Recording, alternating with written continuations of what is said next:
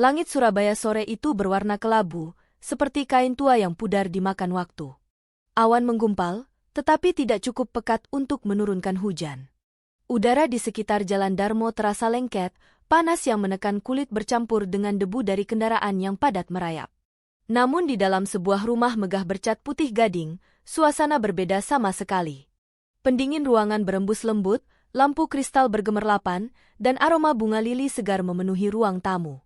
Rumah itu adalah milik keluarga Wijaya, salah satu keluarga terpandang di Surabaya.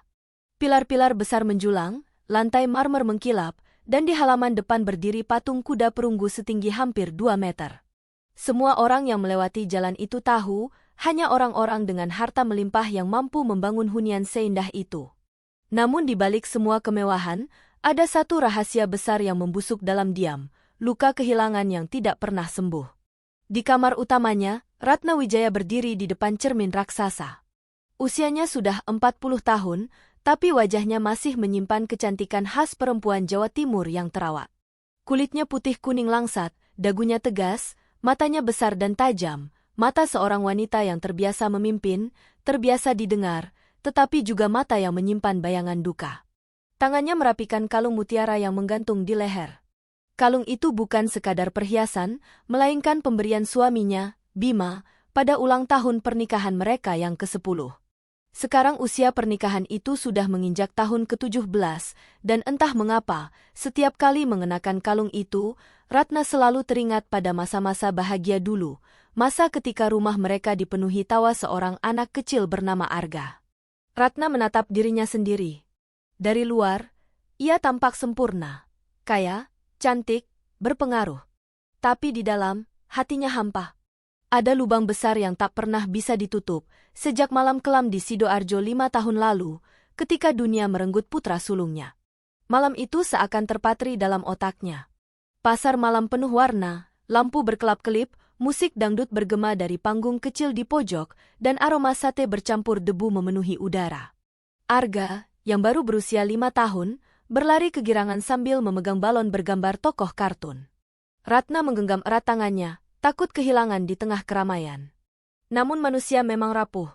Ratna sempat menoleh sebentar ke arah penjual gelang mainan. Hanya sebentar.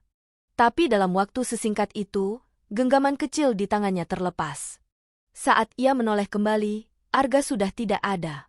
Panik, teriakan, jeritan. Ia berlari ke segala arah, memanggil-manggil nama Arga hingga suaranya serak. Orang-orang menatap iba, ada yang mencoba membantu, tapi pasar malam terlalu penuh, terlalu sesak. Bima ikut mencari, mereka berlari hingga kaki terasa mau patah. Polisi dipanggil. Poster dicetak. Pengumuman dipasang di radio. Tapi hari berganti minggu, minggu berganti bulan, dan tidak ada kabar. Tidak ada tanda. Tidak ada Arga. Sejak malam itu, rumah megah Ratna seakan kehilangan nyawanya. Bima menjadi dingin, lebih sering larut dalam pekerjaan. Ratna menuduh suaminya menyerah, tidak berjuang cukup keras. Bima menuduh Ratna lalai, terlalu sibuk memilih perhiasan di pasar malam hingga melupakan tanggung jawab. Pertengkaran demi pertengkaran terjadi, membekas dalam hati mereka berdua. Ratna menarik napas panjang, lalu menutup kotak kecil di meja rias. Kotak itu sudah usang, kulitnya mengelupas, tapi di dalamnya tersimpan benda paling berharga, sepasang sepatu kecil berwarna merah menyala. Sepatu itu dulu ia belikan khusus untuk Arga dari sebuah toko di luar negeri, sepatu dengan kualitas kulit terbaik, nyaman dipakai, dan hanya ada satu pasang.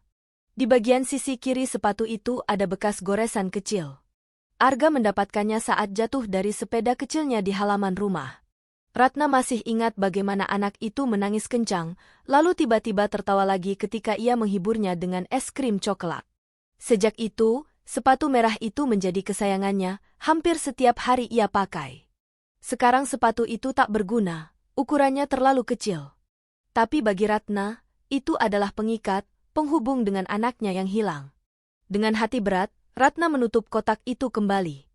Hari ini ia tidak boleh larut dalam kenangan. Ia harus pergi ke Tunjungan Plaza, membeli jam tangan mahal sebagai hadiah ulang tahun untuk Bima. Setidaknya itu yang ia rencanakan. Ia melangkah keluar kamar. Rumah besar itu terasa sepi, hanya suara langkah kaki pembantu yang lalu lalang. Ratna turun ke lantai bawah, melewati ruang tamu luas dengan sofa kulit impor dan lukisan-lukisan mahal. Di sudut, jam antik berdentang, seakan mengingatkan bahwa waktu terus berjalan, meski luka di hati tak pernah sembuh. Di halaman depan, supir keluarga sudah menunggu. Mobil sedan hitam berkilat siap mengantar. Ratna duduk di kursi belakang, menatap jalanan kota Surabaya yang padat. Perjalanan menuju pusat kota ditempuh sekitar 20 menit. Mobil melewati deretan ruko di Jalan Basuki Rahmat, lampu lalu lintas berwarna merah membuat arus kendaraan berhenti sejenak. Dari jendela, Ratna melihat orang-orang berjalan tergesa-gesa, pedagang kaki lima berteriak menawarkan dagangannya, dan anak-anak berseragam sekolah tertawa riang. Pemandangan itu justru menusuk hatinya. Ia membayangkan seandainya Arga masih ada, pasti ia juga berjalan pulang sekolah bersama teman-temannya, membawa cerita tentang guru atau permainan di kelas. Ratna menghela napas, matanya basah. Ia menghapus air mata cepat-cepat, tak ingin supir menoleh dan melihat. Sesampainya di Tunjungan Plaza, Ratna turun. Gedung besar itu berdiri megah, simbol kemewahan kota Surabaya. Orang-orang dari berbagai kalangan masuk keluar, ada yang berbelanja, ada yang hanya berjalan-jalan. Aroma kopi dan wangi parfum bercampur memenuhi udara. Ratna melangkah anggun, meski di dalam hatinya ada kehampaan. Ia naik ke lantai 2, berniat menuju butik jam tangan mewah. Namun, langkahnya tiba-tiba berhenti. Matanya membelalak. Di seberang lorong, seorang anak kecil berjalan sambil menggandeng tangan seorang wanita tua berpakaian lusuh. Rambut wanita itu sebagian sudah memutih, wajahnya keriput, bajunya sederhana sekali, jelas bukan orang berada. Tapi Ratna tidak peduli dengan wanita itu. Fokusnya hanya pada anak kecil di sampingnya. Anak itu kira-kira berusia 10 tahun. Bajunya kusam, celananya kebesaran, tapi kakinya, oh Tuhan, kakinya mengenakan sepasang sepatu merah. Ratna terpaku. Bukan sekadar sepatu merah. Itu adalah sepatu yang ia kenal betul. Sepatu yang dulu hanya dimiliki oleh Arga.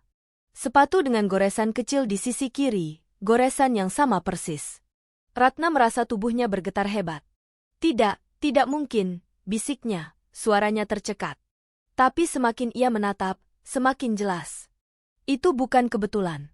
Sepatu itu adalah milik Arga. Air matanya langsung mengalir. Napasnya terengah. Seakan seluruh dunia berhenti berputar. Orang-orang di sekitarnya lewat, suara musik dari toko-toko bergema, tapi Ratna tidak mendengar apapun. Satu-satunya yang ia lihat adalah anak itu.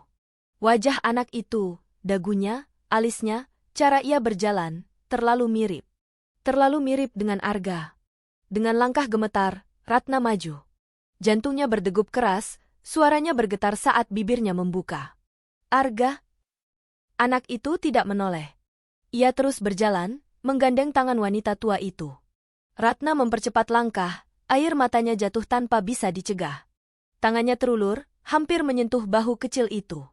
Dan saat jemarinya hampir menyentuh, anak itu menoleh. Wajahnya tampak jelas. Wajah yang selama 5 tahun hanya hadir dalam mimpi-mimpi Ratna.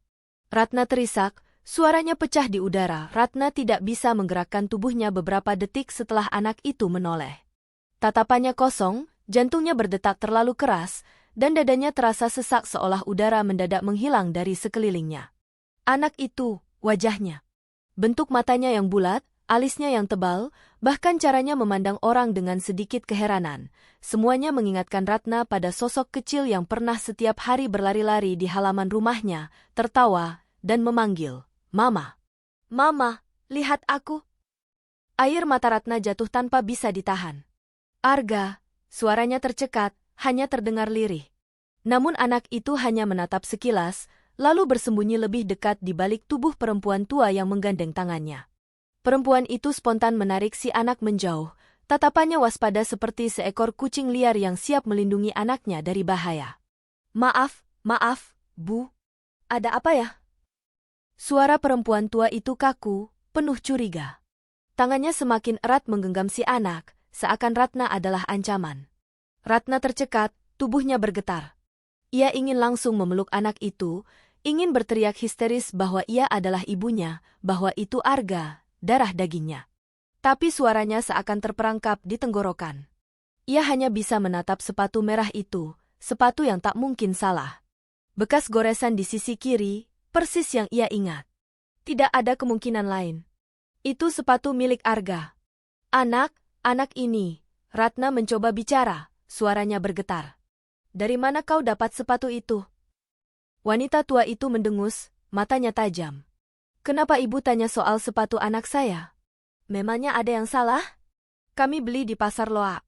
Murah, cuma 15.000. Ada apa memangnya? Pasar Loak.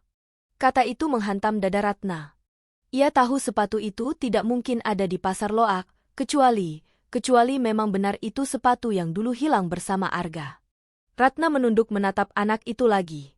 Anak itu diam, hanya menatap Ratna dengan mata besar yang jernih, ada rasa penasaran di sana tapi juga ketakutan. Ratna menelan ludah, mencoba mengendalikan dirinya. Namamu siapa, Nak? Tanya Ratna pelan, berusaha menahan getaran suaranya.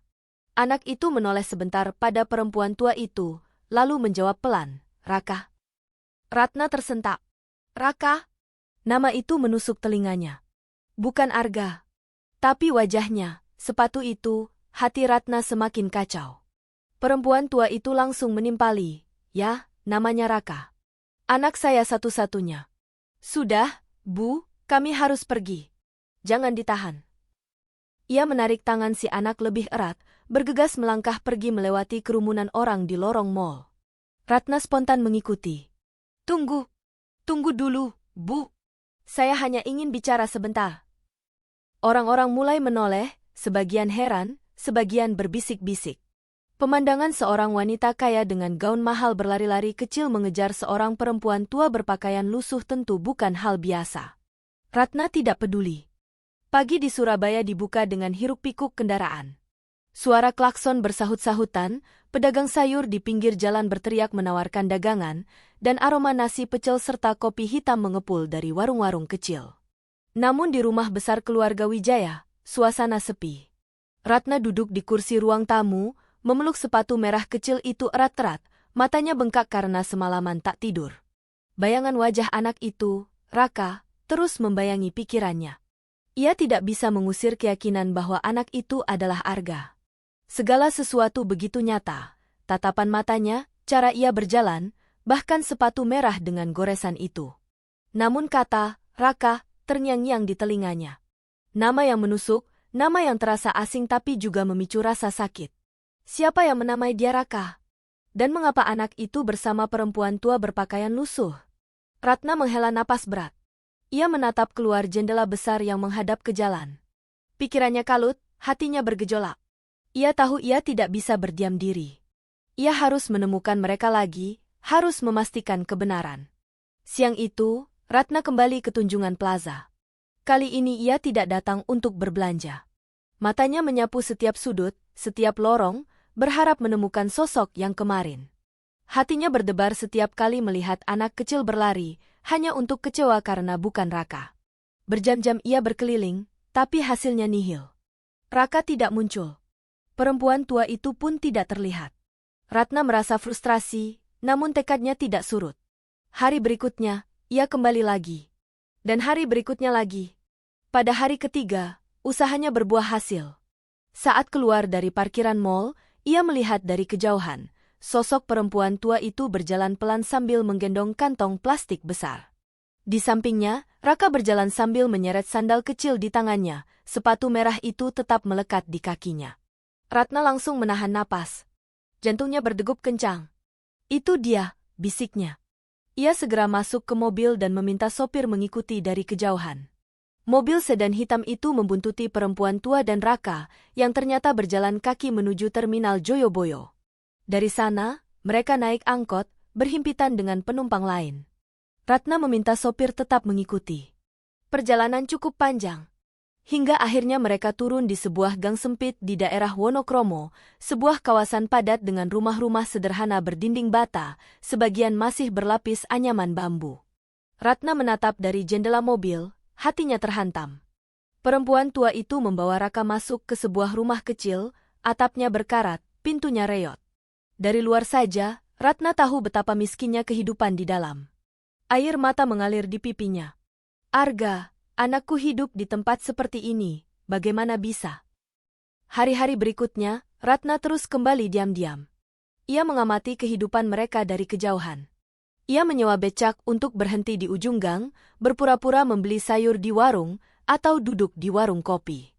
Matanya tidak pernah lepas dari rumah reot itu. Ia melihat Raka bermain dengan anak-anak kampung, tertawa, berlari di jalan becek.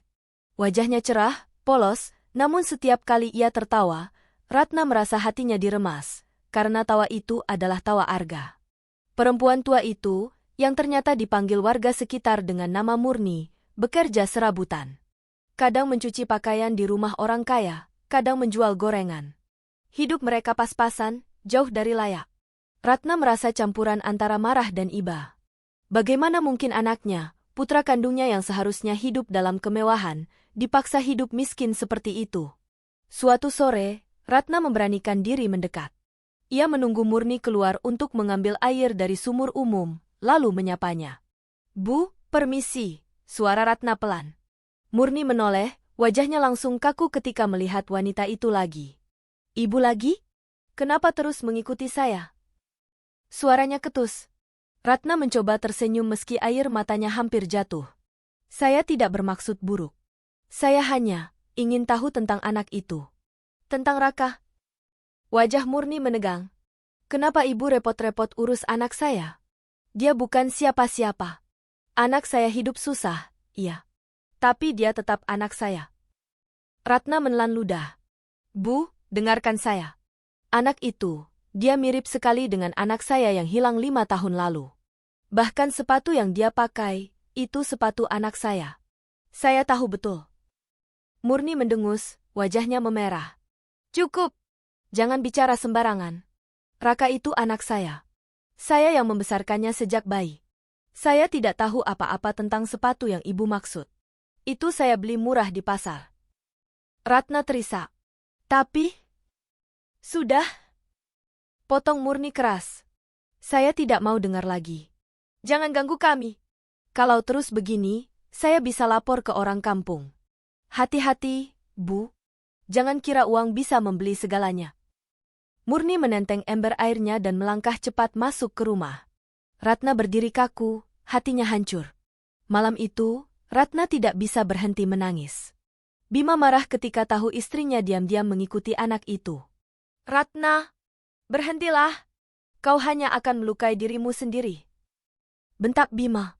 "Tapi, Bim, aku tahu itu Arga. Aku yakin 100%. Aku tidak salah lihat." Bima menatap istrinya, matanya merah. "Kalaupun benar, bagaimana kalau anak itu sudah punya kehidupan baru? Bagaimana kalau dia tidak mengenal kita lagi? Kau siap menghadapi itu?" Ratna terdiam. Pertanyaan itu menghantam keras. Tapi tekadnya tidak goyah. "Aku tidak peduli. Aku hanya ingin tahu kebenaran." Hari-hari berikutnya, Ratna makin terobsesi. Ia bahkan menyewa seorang detektif swasta, seorang pria bernama Yusuf, untuk menyelidiki asal-usul Raka dan Murni. Yusuf mulai menggali informasi, bertanya pada tetangga, memeriksa catatan kependudukan, mencari jejak. Hasil awal membuat Ratna semakin resah. Nama anak itu Raka. Tidak ada akta kelahiran jelas. Tidak ada catatan resmi siapa orang tuanya. Dia hanya dikenal sebagai anak angkat Bu Murni sejak kecil, kata Yusuf suatu malam di ruang tamu rumah Ratna. Ratna terisak. Itu pasti Arga. Aku yakin sekarang. Aku harus mengambilnya kembali." Namun dalam hatinya, ada ketakutan besar. Bagaimana jika ternyata salah? Bagaimana jika anak itu benar-benar bukan Arga? Di tengah gejolak itu, satu hal semakin jelas. Apapun yang terjadi, ia tidak bisa berhenti sekarang. Ia harus menggali lebih dalam, meski harus melawan siapapun, termasuk suaminya sendiri. Dan jauh di lubuk hati, ia tahu, pertemuannya dengan Raka hanyalah permulaan dari badai besar yang akan mengguncang hidup semua orang. Malam turun perlahan di Surabaya. Jalanan di sekitar Wonokromo masih ramai, lampu toko-toko kecil menyala temaram, dan suara kereta api yang lewat menambah riuh kota. Namun di rumah besar Ratna, suasana justru hening dan mencekam. Di ruang tamu yang luas, Ratna duduk berhadapan dengan Yusuf, detektif swasta yang ia sewa beberapa hari lalu. Meja marmer di antara mereka dipenuhi kertas, foto-foto hasil pengamatan, dan catatan-catatan. Yusuf, lelaki berusia 40-an dengan wajah keras dan tatapan tajam, menyalakan sebatang rokok sebelum berbicara. Saya sudah kumpulkan data sementara tentang anak itu, Bu Ratna, katanya, asap rokok melayang-layang di udara. Ratna menunduk, matanya berkilat penuh harap. Katakan, Pak Yusuf. Apa yang Bapak temukan? Yusuf menyerahkan sebuah map coklat. Di dalamnya ada beberapa foto, gambar Raka sedang bermain kelereng dengan anak-anak kampung, gambar Murni sedang menjemur pakaian, dan gambar rumah reot yang mereka tinggali. Nama anak itu, menurut keterangan warga, Raka. Mereka semua tahu dia sebagai anak angkat Bu Murni. Tidak ada akta kelahiran yang jelas, tidak ada catatan resmi di kelurahan.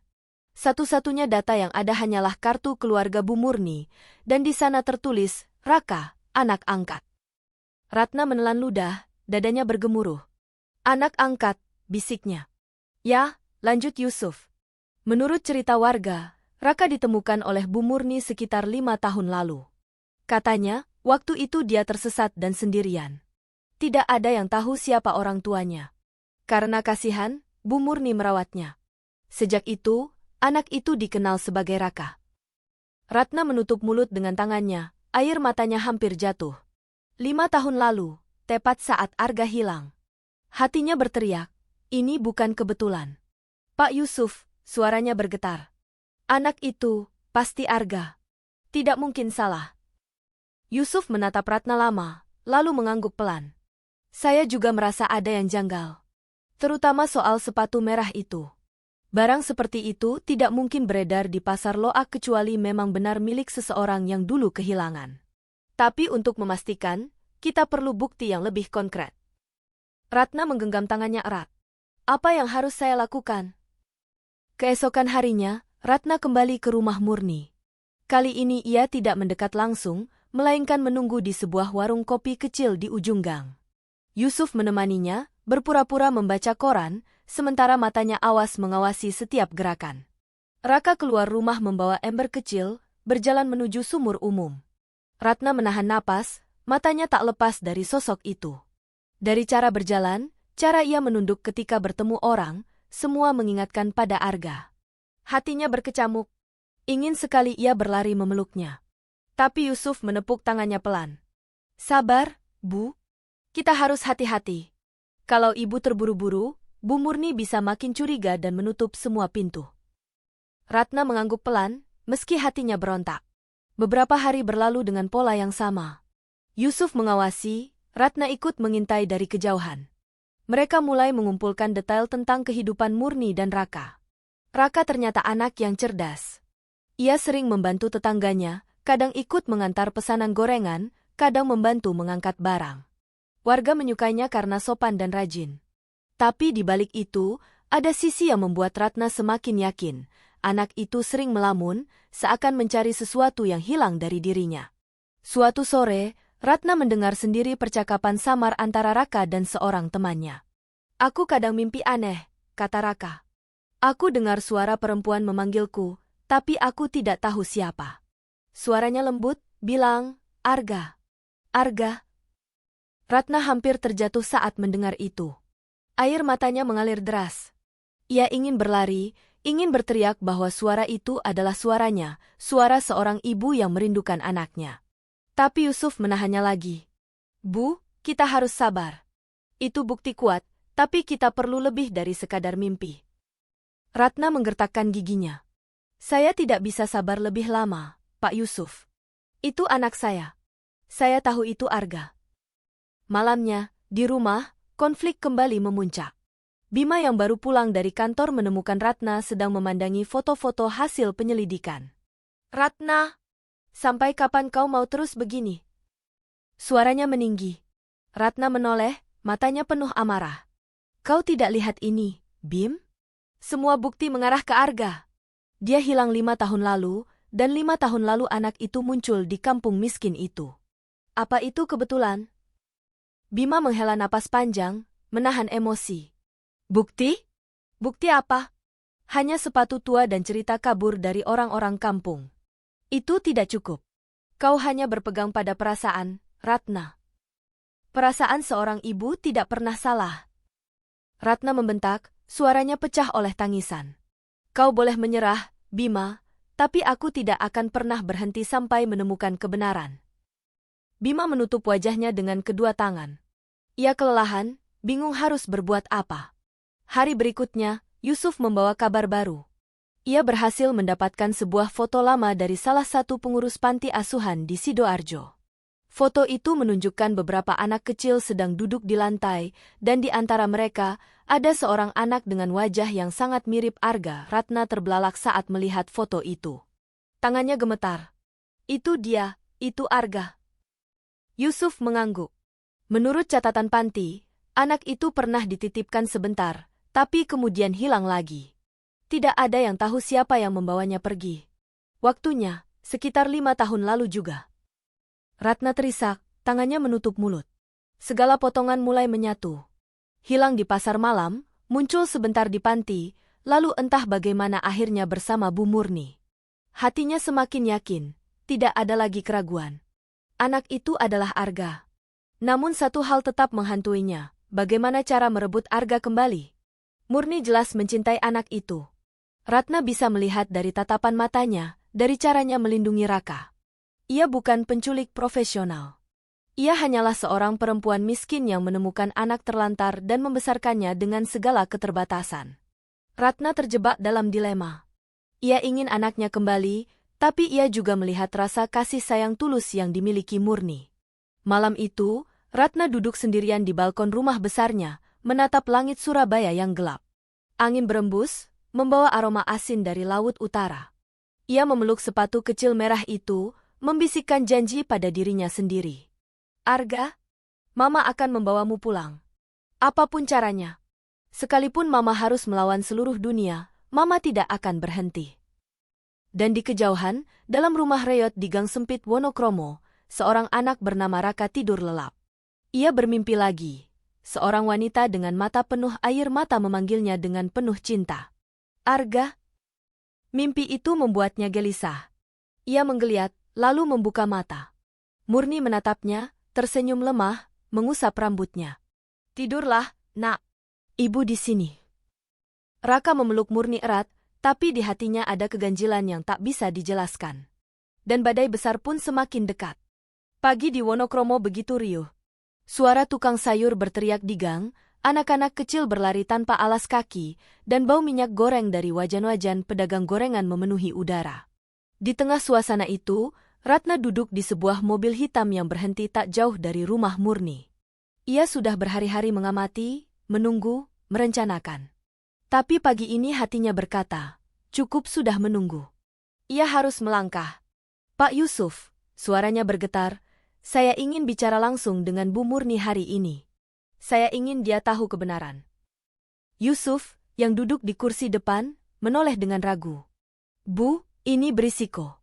Kalau ibu terburu-buru, bisa jadi dia panik dan membawa kabur anak itu. Ratna menggenggam sepatu merah kecil yang selalu dibawanya. Saya tidak peduli. Saya hanya tahu, kalau saya diam terus, anak itu akan makin jauh dari saya. Ratna turun dari mobil. Kakinya melangkah ke gang sempit, tatapannya lurus ke depan. Warga sekitar menoleh, heran melihat seorang perempuan elegan dengan gaun sederhana namun jelas mahal berjalan masuk ke pemukiman kumuh. Di depan rumah reot Murni, Ratna berhenti. Napasnya memburu, tangannya gemetar. Ia mengetuk pintu kayu yang sudah rapuh itu. Tok, tok. Tak lama, pintu terbuka.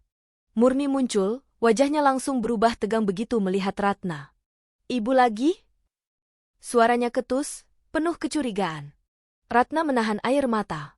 Bu Murni, tolong izinkan saya bicara. Hanya sebentar. Saya mohon. Murni terdiam sejenak, lalu menghela napas berat. Masuk. Di dalam rumah, suasana sederhana menyambut. Lantai semen kasar, kursi tua yang sudah retak, dan meja kayu penuh bekas goresan. Raka duduk di lantai, sedang menyusun mobil-mobilan kecil dari botol plastik bekas. Ia menoleh sekilas, matanya bertemu dengan Ratna. Degup jantung Ratna seakan berhenti. Mata itu, ya Tuhan, itu mata Arga. Air mata langsung mengalir di pipinya. Ia hampir berlari, tapi menahan diri, duduk di kursi dengan tangan bergetar. Murni menatapnya tajam. Apalagi yang mau ibu bicarakan? Sudah jelas saya bilang Raka itu anak saya. Ratna mengeluarkan sepatu merah kecil dari tasnya. Ia meletakkannya di meja. Lihat ini, Bu Murni. Sepatu ini dulu saya belikan untuk anak saya, Arga, sebelum ia hilang. Lihat goresannya, persis sama dengan yang dipakai Raka. Tidak mungkin salah. Murni tertegun. Matanya beralih dari sepatu ke wajah Ratna. Ada kilatan gugup yang cepat ia sembunyikan. Itu cuma kebetulan, katanya cepat. Sepatu murah bisa sama. Ratna menggeleng keras, air matanya mengalir deras. Tidak, tidak mungkin. Anak itu, dia Arga. Dia anak saya yang hilang 5 tahun lalu. Saya mohon, kembalikan dia pada saya. Raka menatap Ratna dengan bingung. Bu, siapa dia? Tanyanya polos pada Murni. Murni segera menarik Raka ke dekatnya, memeluk erat. Dia bukan siapa-siapa, Nak. Jangan dengarkan. Ratna hampir pingsan melihat itu. Arga, panggilnya lirih. Nak, dengar suara Mama. Mama sudah lama mencari kamu. Raka terdiam. Hatinya bergetar mendengar kata, Mama. Ada sesuatu yang terasa akrab, seakan suara itu pernah ia dengar dalam mimpi. Namun Murni memeluknya semakin erat. Cukup. Jangan ganggu anak saya. Kalau ibu terus begini, saya akan usir. Ratna menangis keras, suaranya pecah. Dia bukan anak ibu. Dia darah daging saya. Saya melahirkan dia, saya membesarkannya sampai umur 3 tahun sebelum ia hilang. Bagaimana bisa ibu mengaku-ngaku? Murni berdiri, wajahnya merah padam. Saya tidak peduli siapa ibu. Yang jelas, sejak 5 tahun lalu, saya yang memberi dia makan, saya yang menidurkannya, saya yang merawatnya saat sakit. Di mana ibu waktu itu? Mengapa baru sekarang muncul? Kalau benar dia anak ibu, kenapa ibu membiarkannya hilang? Kata-kata itu menghantam Ratna seperti pisau. Ia terhuyung, wajahnya penuh rasa bersalah. Saya tidak pernah berhenti mencari. Hari itu, dia hilang di pasar malam, saya hampir gila mencarinya. Saya tidak pernah berhenti menangis setiap malam. Murni menatapnya dengan tatapan tajam yang bercampur amarah dan iba. Tapi anak ini tumbuh bersama saya, bukan ibu. Dia sudah jadi bagian dari hidup saya. Apa ibu pikir saya akan menyerahkan begitu saja hanya karena ibu datang dengan pakaian mahal dan cerita masa lalu? Ratna terisak, suaranya lemah tapi penuh tekad. Saya tidak peduli apapun. Dia tetap anak saya. Dan saya akan berjuang sampai dia kembali pada saya. Pertengkaran itu membuat suasana di rumah Murni membara. Raka berdiri di antara mereka, bingung, takut, dan terhimpit oleh kata-kata besar yang tidak ia mengerti. Raka, Ratna berlutut, menatap matanya. Nak, apa kamu pernah merasa ada yang hilang? Pernahkah kamu mendengar suara dalam mimpi yang memanggilmu dengan nama Arga? Mata Raka melebar. Ia teringat mimpi-mimpi anehnya, suara lembut yang selalu memanggil, Arga. Arga? Ia menoleh ke Murni, bingung. Bu, aku sering dengar itu, mimpi itu. Murni terkejut, wajahnya pucat. Itu hanya mimpi, Nak.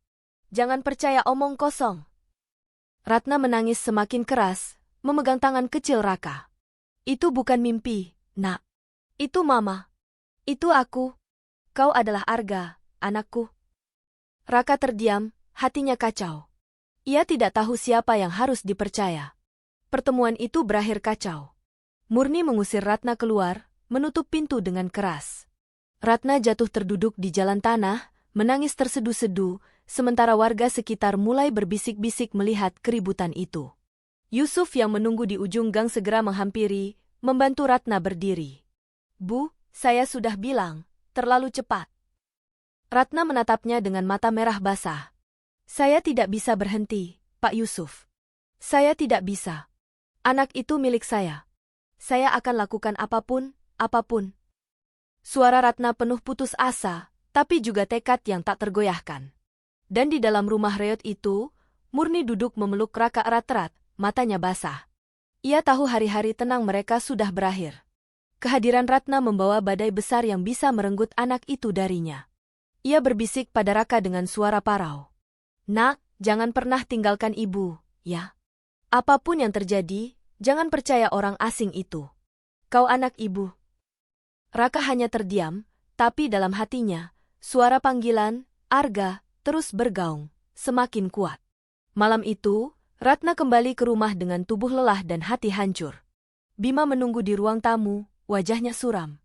Apa yang kau lakukan, Ratna? Suaranya dingin. Ratna tak menjawab, hanya menangis. Bima berdiri, suaranya meninggi. Kau sudah mempermalukan dirimu sendiri. Pergi ke rumah orang miskin, membuat keributan, semua orang kampung pasti sudah gosip. Apa kau sadar apa yang kau lakukan?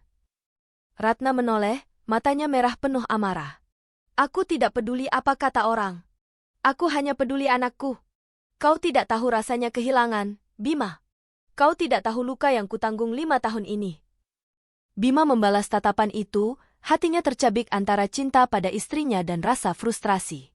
Ia berteriak akhirnya, kalau kau terus seperti ini, kau akan menghancurkan kita berdua. Ratna terisak, tapi matanya tidak goyah. Aku rela hancur, Bima. Asal aku bisa memeluk Arga lagi. Dan kalimat itu membuat Bima sadar, istrinya bukan lagi Ratna yang dulu. Ia telah menjadi seorang ibu yang terobsesi, siap mengorbankan segalanya demi mendapatkan anaknya kembali. Di balik segala kekacauan itu, Yusuf masih melanjutkan penyelidikan. Ia merasa ada rahasia yang disembunyikan Murni. Dari cara Murni menanggapi sepatu merah, dari tatapannya yang panik setiap kali nama Arga disebut, Yusuf yakin Murni tahu lebih banyak dari yang ia akui. Sementara Ratna berdoa di kamarnya, menggenggam foto Arga kecil, Yusuf bertekad untuk menggali lebih dalam. Karena satu hal pasti, kebenaran masih jauh lebih kelam daripada yang dibayangkan Ratna. Langit Surabaya malam itu mendung pekat, kilatan petir sesekali membelah kegelapan. Di ruang tamu rumah Wijaya, Ratna duduk gelisah, menunggu Yusuf yang berjanji akan datang membawa laporan baru. Tangannya tak berhenti menggenggam sepatu merah itu, seolah benda kecil itu satu-satunya pengikat antara dirinya dan anaknya. Pukul 9 malam, Yusuf tiba. Wajahnya tampak serius, lebih tegang dari biasanya. Ia meletakkan map coklat di meja, lalu menatap Ratna dalam-dalam. Ada sesuatu yang penting yang harus ibu tahu, katanya pelan. Ratna langsung mencondongkan tubuh. Apa itu, Pak Yusuf? Katakan cepat. Yusuf membuka map, mengeluarkan beberapa lembar fotokopi dan sebuah foto lusuh. Saya menggali lebih jauh soal Bu Murni. Dan saya menemukan hal aneh. 5 tahun lalu, sekitar bulan yang sama saat anak ibu hilang, Bu Murni tiba-tiba muncul di Wonokromo bersama seorang anak kecil. Warga bertanya, tapi dia hanya bilang itu anak angkat. Tidak ada yang tahu dari mana datangnya. Ratna menelan ludah, tubuhnya bergetar. Itu pasti Arga. Yusuf mengangguk tipis. Belum berhenti di situ. Saya coba telusuri riwayat pekerjaan Bu Murni. Sebelum tinggal di Wonokromo, dia pernah bekerja sebagai pembantu rumah tangga di kawasan Sidoarjo. Dan, Bu Ratna, Yusuf berhenti sejenak, tatapannya menusuk. Ternyata rumah tempat dia bekerja dulu berada tak jauh dari lokasi pasar malam tempat Arga hilang. Ratna menutup mulut, air matanya jatuh tanpa bisa ditahan. Ya Tuhan, berarti dia yang mengambil Arga? Yusuf tidak langsung menjawab. Saya belum bisa memastikan. Bisa saja dia menemukan Arga tersesat, bisa juga dia sengaja membawanya. Tapi jelas, ada hubungan antara hari hilangnya Arga dan kemunculan Raka bersama Bu Murni. Ratna memukul meja dengan tangannya, penuh emosi. Saya tahu sejak awal dia menyembunyikan sesuatu. Saya harus menuntutnya. Saya harus merebut Arga sekarang juga. Yusuf mengangkat tangan, mencoba menenangkan. Sabar, Bu. Kita butuh bukti yang lebih kuat. Kalau ibu menyerang sekarang, dia bisa kabur, membawa anak itu pergi lebih jauh. Kita harus tahu dulu apa yang sebenarnya terjadi 5 tahun lalu. Ratna menggeleng keras, air matanya membasahi wajah. Saya tidak bisa sabar lagi, Pak Yusuf, 5 tahun. 5 tahun anak saya hilang. Kau tahu bagaimana rasanya? Yusuf terdiam. Wajahnya yang keras sedikit melunak. Saya memang tidak tahu rasanya kehilangan anak, Bu. Tapi saya tahu rasanya kehilangan orang yang kita sayang. Dan saya paham betul, terburu-buru hanya akan menghancurkan semuanya. Percayalah. Ratna menutup wajah dengan kedua tangannya. Isak tangisnya pecah, menggema di ruang tamu besar itu. Keesokan harinya, Ratna kembali mendatangi Gang Wonokromo. Kali ini ia tidak berani mengetuk pintu lagi, hanya berdiri dari jauh, memperhatikan. Raka terlihat sedang bermain bola dengan teman-temannya. Tawa cerianya membuat Ratna tersayat. Setiap kali bola terlempar, ia melihat bayangan Arga kecil, anak yang dulu suka berlari di halaman rumah besar mereka dengan bola plastik di tangan. Hatinya semakin yakin, itu bukan Raka. Itu Arga. Namun dari jendela rumah, Murni memperhatikan Ratna. Tatapannya penuh waspada, seperti seekor induk ayam yang siap melindungi anaknya dari elang. Malamnya, Murni bicara dengan Raka di dalam rumah. "Nak," suaranya lirih, penuh kekhawatiran. "Kalau perempuan itu datang lagi, jangan pernah bicara dengannya. Jangan dengarkan omongannya. Kau hanya anak ibu. Kau bukan siapa-siapa selain Raka." Raka menatap Murni bingung. "Tapi Bu, kenapa dia terus memanggilku Arga? Kenapa aku sering mimpi ada suara perempuan memanggilku dengan nama itu? Rasanya aku pernah mengenalnya." Murni menggenggam bahu Raka erat-erat, matanya berkaca-kaca. "Itu cuma mimpi, Nak. Kau harus percaya sama ibu. Ibu yang merawatmu, ibu yang selalu ada untukmu. Jangan biarkan orang asing itu mengacaukan hidup kita." Raka terdiam, tapi hatinya tetap bergejolak. Ia menyayangi Murni, tapi ada sesuatu dalam dirinya yang terus berbisik, "Aku bukan Raka. Namaku Arga." Di rumah Wijaya, konflik Ratna dan Bima semakin parah. Bima marah besar ketika tahu Ratna masih terus pergi mengintai. "Ratna, sampai kapan kau akan terobsesi begini? Kau sudah tidak waras," bentaknya. Ratna membalas dengan tangis penuh kemarahan. "Kalau itu gila, biarlah aku gila. Aku tidak peduli, Bima. Aku hanya ingin anakku kembali." Bima menghempaskan kursi dengan geram. "Dan kalau ternyata itu bukan Arga? Kalau ternyata kau salah? Kau akan menghancurkan hidup anak orang, dan hidup kita juga." Ratna menatapnya dengan mata penuh luka. "Lebih baik aku hancur, daripada aku menyerah." Bima terdiam. Ia tahu tak ada kata yang bisa menghentikan istrinya lagi. Beberapa hari kemudian, Yusuf datang membawa kabar baru. "Saya berhasil berbicara dengan mantan majikan Bu Murni di Sidoarjo. Ada sesuatu yang aneh," katanya. Sekitar 5 tahun lalu, Bu Murni pamit dengan alasan ingin pulang ke kampungnya. Tapi sehari sebelumnya, majikan itu melihat dia membawa seorang anak kecil yang bukan cucunya, bukan juga kerabatnya. Anak itu menangis, memanggil-manggil ibunya. Ratna langsung menjerit histeris. "Itu Arga! Ya Tuhan, itu pasti Arga." Yusuf mengangguk pelan. "Sepertinya begitu. Tapi kita tetap harus hati-hati. Kalau benar Bu Murni mengambilnya, kita harus tahu alasannya. Dan kita harus tahu bagaimana cara terbaik untuk mengambil Arga kembali." Ratna bangkit berdiri, wajahnya penuh tekad. "Tidak ada cara lain. Aku akan langsung menuntutnya. Aku akan bawa polisi kalau perlu." Yusuf menatapnya dalam, lalu berkata pelan, "Hati-hati, Bu. Kebenaran tidak selalu sesederhana yang kita pikir. Bisa jadi ada hal yang lebih besar yang disembunyikan Bu Murni. Hal yang bisa mengubah semuanya." Ratna terdiam, tapi hatinya sudah bulat. Ia tidak peduli apapun. Yang ia tahu hanyalah satu, Arga adalah anaknya. Dan ia akan merebutnya kembali. Di sisi lain, Murni duduk di kamarnya, memeluk Raka erat. Air matanya jatuh tanpa ia sadari. Ia tahu waktunya semakin sempit. Rahasia besar yang ia simpan selama 5 tahun terakhir mulai retak. Dan ia berbisik pada dirinya sendiri, dengan suara patah, "Maafkan ibu, Nak, maafkan semua yang ibu lakukan. Semua ini demi kebaikanmu. Demi kebenaran yang belum saatnya kau tahu." Malam itu Surabaya diguyur hujan deras.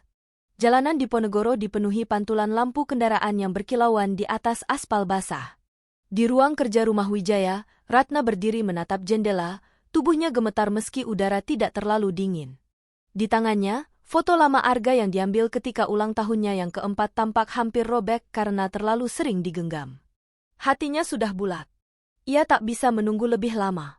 Semua potongan bukti yang Yusuf kumpulkan, semua firasat yang menggerogoti jiwanya, membentuk satu keyakinan, Raka adalah Arga. Anak itu harus kembali ke pelukannya. Pintu ruang kerja terbuka. Bima masuk, wajahnya muram, kemeja kantornya basah karena hujan. Kau masih belum tidur? Tanyanya dengan nada datar. Ratna menoleh, matanya merah. Bagaimana aku bisa tidur, Bima?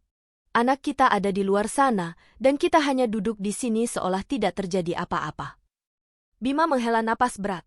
Ia mendekat, meletakkan jasnya di kursi, lalu menatap istrinya dalam-dalam. Ratna, aku sudah lelah. Aku sudah kehilangan Arga 5 tahun lalu. Dan aku tidak bisa hidup terus-menerus di masa lalu. Ratna tersentak. Masa lalu? Bagimu Arga hanya masa lalu? Bagimu anak kita hanyalah kenangan? Jangan putar balik kata-kataku. Bima membentak. Aku juga mencintai Arga. Tapi apa yang kau lakukan sekarang hanya akan menghancurkan kita berdua. Lihat dirimu, Ratna, kau sudah tidak sama lagi. Kau hidup hanya untuk bayangan. Ratna menampar meja dengan keras. Itu bukan bayangan. Itu kenyataan. Dia ada di Wonokromo, Bima. Dia hidup dengan perempuan itu, dan aku tidak akan berhenti sampai aku mendapatkannya kembali. Suasana ruangan mendidih. Hujan di luar seolah ikut menambah ketegangan.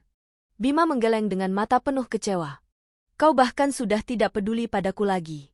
Kau hanya peduli pada obsesimu. Jika kau terus begini, aku tidak tahu apakah aku masih sanggup bertahan sebagai suamimu.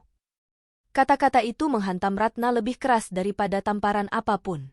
Namun ia tetap mendongak, menatap Bima dengan mata yang berkaca-kaca namun penuh api.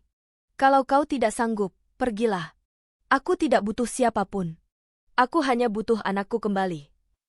Sementara itu, di rumah sempit Wonokromo, Murni duduk memandangi Raka yang sedang tidur.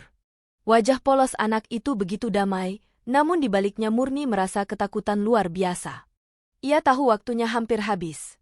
Yusuf, orang yang disebut Ratna sebagai penyelidik, sudah terlalu dekat dengan rahasia.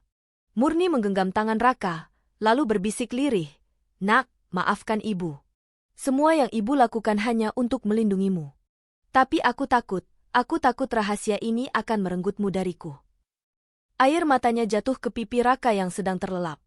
Anak itu menggeliat sebentar, lalu kembali terlelap. Murni tahu, malam-malam tenang seperti ini tidak akan berlangsung lama.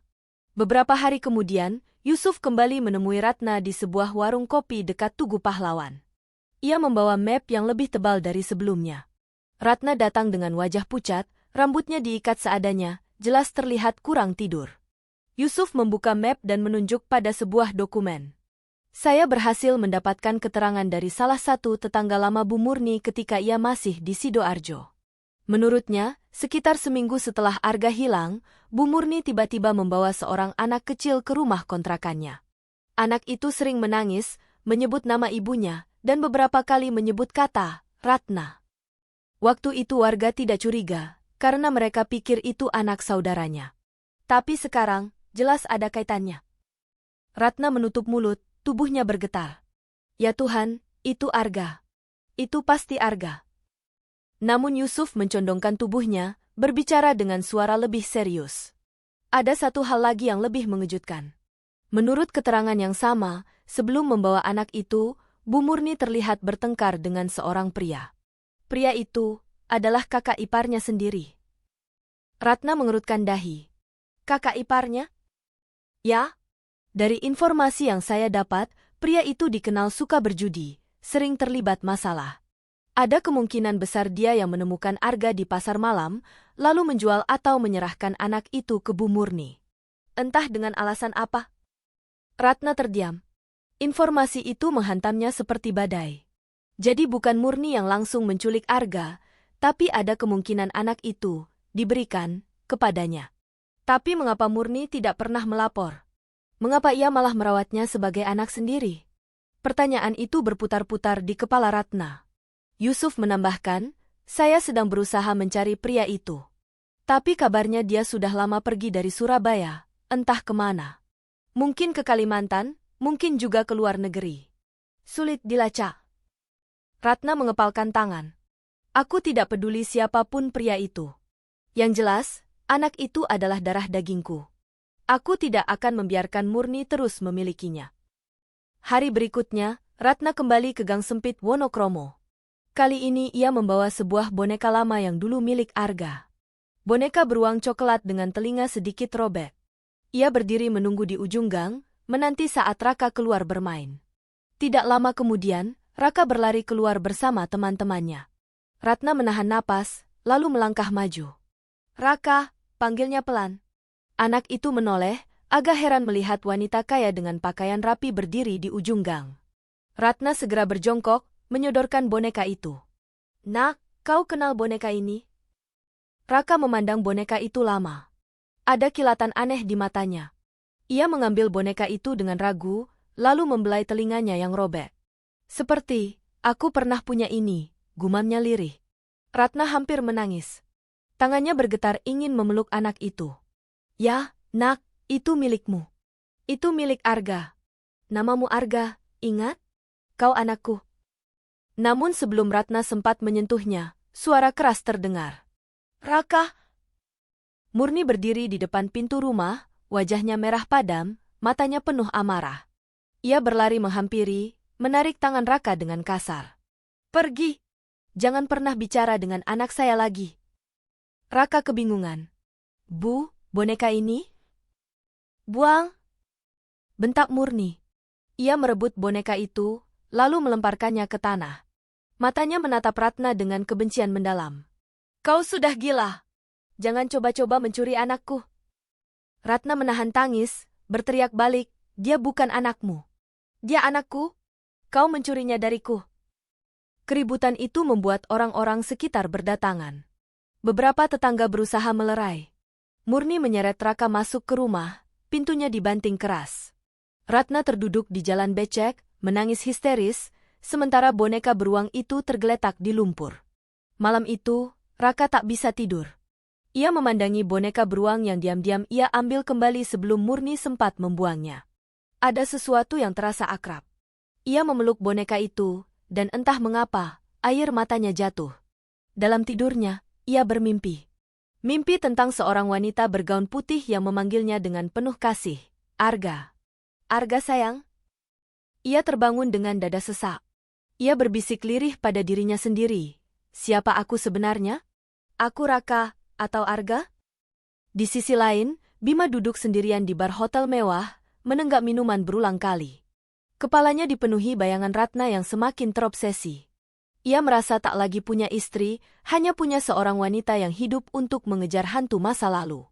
Seorang wanita asing duduk di sampingnya, tersenyum ramah. "Sendiri, Pak?" tanyanya. Bima hanya mengangguk tanpa kata. Dalam kepalanya, ia mulai berpikir, mungkin Ratna benar-benar sudah hilang dari dirinya.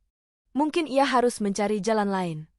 Sementara itu, Yusuf duduk di kantornya, menatap papan catatan yang penuh foto dan catatan kasus.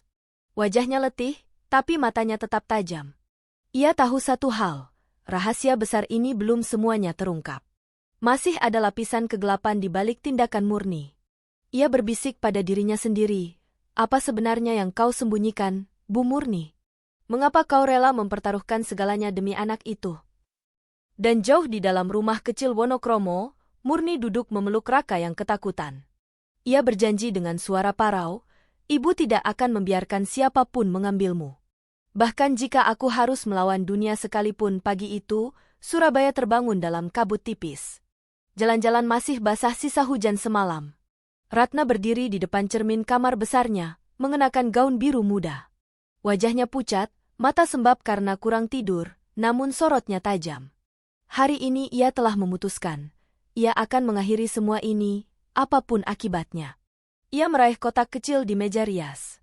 Di dalamnya ada gelang emas kecil dengan inisial A. Gelang itu dulu melingkar di pergelangan tangan Arga sejak ia lahir. Jika anak itu benar Raka, gelang ini pasti akan membuktikannya. Pintu kamar terbuka. Bima berdiri di ambang pintu, mengenakan jas rapi. Tatapannya dingin.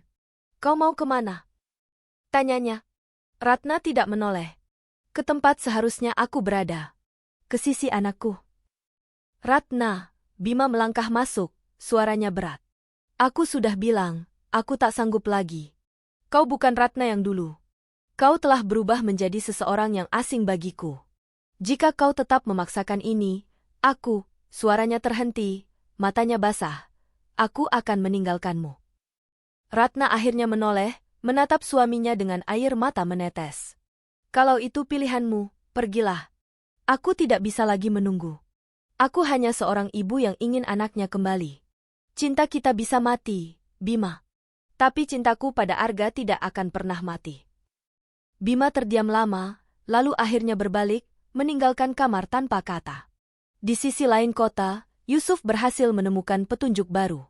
Ia menemui seorang pria tua di sebuah losmen kumuh dekat stasiun Gubeng.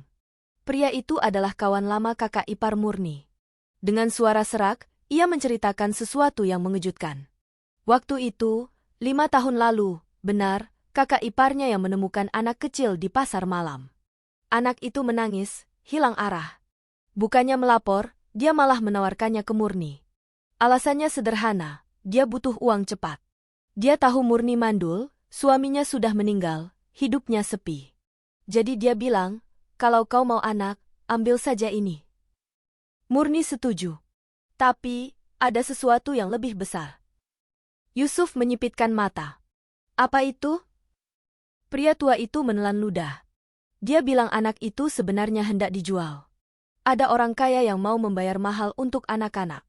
Tapi Murni nekat mengambilnya duluan, kabur bersama anak itu. Yusuf terhenyak. Jadi Murni bukan hanya sekadar perawat pengganti, ia telah menyelamatkan Arga dari perdagangan anak. Namun, mengapa ia tak pernah melapor polisi? Mengapa ia memilih berbohong, mengaku sebagai ibu? Yusuf tahu, kebenaran ini bisa menghancurkan segalanya. Sore itu, Ratna datang lagi ke rumah Wonokromo. Kali ini ia tidak sendirian. Ia membawa polisi dengan surat resmi, berkat bantuan Yusuf yang akhirnya menyerahkan bukti-bukti. Warga sekitar berkerumun, bisik-bisik penuh penasaran. Murni keluar dengan wajah panik, menggenggam erat tangan Raka. Apa ini? Kenapa kalian datang ke sini? Teriaknya. Seorang polisi maju, menunjukkan surat. Bu Murni, kami mendapat laporan dan bukti yang cukup bahwa anak ini diduga kuat bukan anak kandung Anda. Kami perlu membawa anak ini untuk pemeriksaan lebih lanjut. Murni menjerit histeris. Tidak! Dia anak saya. Dia Raka. Saya yang membesarkannya, saya yang memberinya makan, saya yang merawatnya ketika sakit. Kalian tidak boleh mengambilnya. Ratna melangkah maju, air matanya bercucuran. Kau tidak pernah melahirkan dia, Murni. Dia adalah darah dagingku. Namanya Arga, bukan Raka. Kembalikan dia padaku. Raka menoleh ke sana kemari, bingung, takut. Bu, siapa yang benar? Aku ini siapa? Suaranya lirih. Ratna berjongkok, menunjukkan gelang emas. Lihat ini, nak. Kau pernah memakainya sejak lahir. Di dalamnya ada huruf A. Itu namamu, Arga. Anak itu mengambil gelang itu, menatapnya lama. Ada sesuatu di hatinya yang bergetar. Potongan-potongan ingatan samar datang. Seorang wanita dengan wajah lembut, rumah besar, tawa hangat. Ibu, bisiknya, menatap Ratna. Murni menjerit, memeluk anak itu erat-erat. Tidak! Jangan percaya! Aku ibumu. Aku yang selalu ada untukmu. Jangan tinggalkan aku, Raka. Suasana semakin kacau. Polisi mencoba melerai, warga berteriak, Ratna menangis, Murni meronta. Akhirnya Yusuf melangkah maju. Cukup! Semua akan jelas di pengadilan. Untuk sementara, anak ini akan kami amankan. Baik Bu Ratna maupun Bu Murni bisa mengajukan bukti. Biarkan hukum yang bicara. Murni terjatuh ke tanah, menangis seperti orang kehilangan jiwa. Ratna berdiri dengan tubuh gemetar, sementara Raka Arga digiring perlahan ke mobil polisi. Malamnya, di ruang tahanan sementara, Murni dipanggil untuk diperiksa. Yusuf duduk di seberangnya. Wajah Murni penuh luka batin. Aku tidak mencuri anak itu, ucapnya dengan suara serak. Aku menyelamatkannya. Kakak iparku ingin menjualnya. Aku tidak sanggup membiarkan itu terjadi. Aku membawanya pergi. Aku tahu seharusnya aku melapor, tapi aku takut. Aku takut anak itu akan tetap hilang, atau lebih buruk, dijual ke orang lain. Jadi aku mengaku sebagai ibunya. Itu satu-satunya cara agar aku bisa melindunginya. Yusuf menatapnya lama. Kau sadar, tindakmu membuat seorang ibu kandung menderita 5 tahun penuh? Air mata Murni jatuh. Aku tahu aku salah. Tapi aku juga mencintai dia. Aku mungkin bukan ibu kandungnya, tapi aku ibu yang merawatnya. Aku hanya tidak ingin kehilangannya. Yusuf menghela napas panjang. Kebenaran ini harus keluar, Bu Murni. Cepat atau lambat. Beberapa minggu kemudian, persidangan digelar di Pengadilan Negeri Surabaya. Ruang sidang penuh sesak. Ratna duduk di kursi penggugat, wajahnya tegang. Bima duduk agak jauh, matanya sayu, masih bergulat dengan pernikahan mereka yang rapuh. Murni di kursi tergugat, wajahnya pucat, tangannya gemetar. Hakim mendengarkan semua kesaksian. Bukti DNA akhirnya menunjukkan, benar, Raka adalah Arga, putra kandung Ratna dan Bima. Suasana ruang sidang riuh. Ratna menangis, berlutut syukur. Namun di sisi lain, Murni jatuh pingsan, tubuhnya tak sanggup menahan kenyataan pahit. Hakim mengetukkan palu. Dengan ini, hak asuh anak dikembalikan kepada orang tua kandung, Ratna dan Bima Wijaya. Bu Murni dinyatakan bersalah menahan anak di luar prosedur hukum, namun dengan pertimbangan kemanusiaan, hukumannya diringankan. Ratna segera berlari memeluk Arga. Anak itu menatapnya lama, lalu akhirnya berkata lirih, "Ibu." Ratna menangis, memeluknya erat. "Ya, nak, aku ibumu. Dan aku tidak akan pernah melepaskanmu lagi." Namun di kejauhan, Bima hanya berdiri, wajahnya hampa. Hatinya tak tahu apakah ia masih punya rumah tangga yang bisa diselamatkan. Beberapa hari setelah sidang, Ratna membawa Arga pulang ke rumah besar mereka. Semua orang menyambut, namun di dalam hati Arga masih ada kebingungan. Ia merindukan pelukan Murni, ibu yang selama ini merawatnya. Malam itu, Ratna masuk ke kamar Arga, membacakan dongeng. Anak itu memeluk boneka beruang lusuhnya, mata berkaca-kaca. Matahari sore merona lembut di ufuk barat Surabaya. Jalanan ramai, namun di dalam sebuah rumah besar di kawasan Darmo, suasana begitu hening. Ratna duduk di teras belakang, ditemani secangkir teh hangat. Di hadapannya, Arga sedang bermain ayunan kecil yang baru saja dipasang. Tawa anak itu kembali terdengar, meski sesekali matanya masih mencari-cari sesuatu yang hilang. Ratna menatap putranya dengan campuran bahagia dan cemas. Ia tahu, perjalanan mereka baru saja dimulai. 5 tahun terbuang tak bisa kembali, dan luka yang ditinggalkan tak akan sembuh sekejap. Arga butuh waktu untuk menyesuaikan diri, untuk mengenali lagi siapa dirinya. "Arga," panggil Ratna pelan. Anak itu berhenti mengayun, menoleh. "Ya, Bu?" Ratna tersenyum. "Apakah kau bahagia di sini?" Arga mengangguk, tapi suaranya lirih. "Bahagia, tapi aku juga rindu Ibu Murni."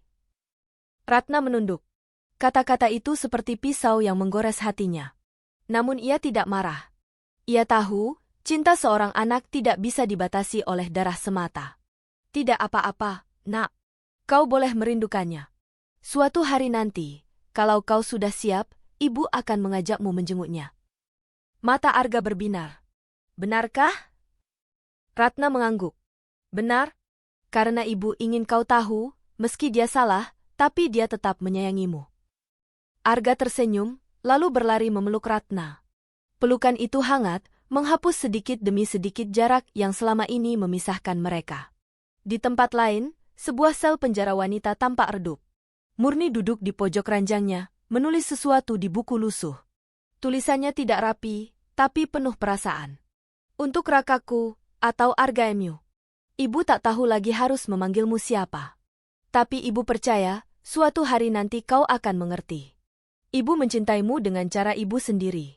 Walau kini kau tak lagi di pelukan ibu, cintaku tak pernah berkurang. Jaga dirimu baik-baik, nak." Air matanya jatuh menetes di atas kertas. Namun kali ini ia tersenyum. Senyum seorang ibu yang telah merelakan, meski hatinya hancur. Sementara itu, Bima berdiri di balkon hotel tempat ia menginap. Ia sudah pindah dari rumah besar itu, memilih menjauh sejenak. Tangannya memegang cincin pernikahan yang ia lepas dari jarinya. Ia mencintai Ratna, tapi badai kehilangan 5 tahun ini telah merenggut terlalu banyak. Luka di hatinya terlalu dalam untuk sembuh cepat. Ia tahu, mungkin suatu hari ia bisa kembali, mungkin juga tidak.